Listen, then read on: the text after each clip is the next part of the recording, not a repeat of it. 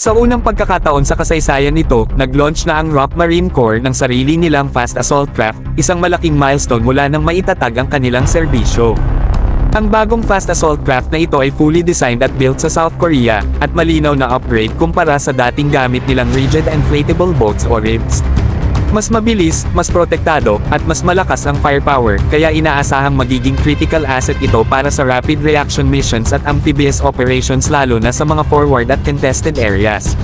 Sa itsura pa lang, mapapansin ng mga observant na may kahawig ito sa Swedish CB-90, isang kilalang fast assault craft sa Europe. Pero hindi ito copy-paste, mga bro. Mas malaki ang Korean platform, may habang humigit kumulang 18 meters at lapad na nasa 4 meters.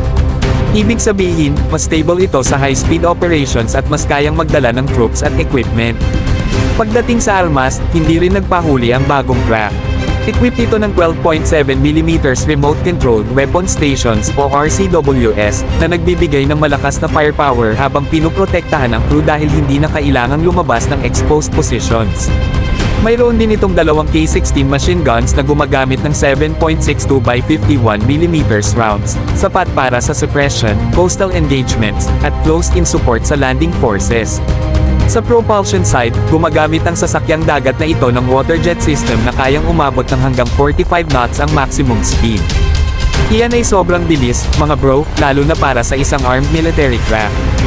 Dahil water jet ito, mataas din ang maneuverability at kayang mag-operate sa mababaw na tubig, ideal para sa island chains, river mouths, at coastal insertions. Sa mas malaking larawan, good news ito para sa Rock Marines.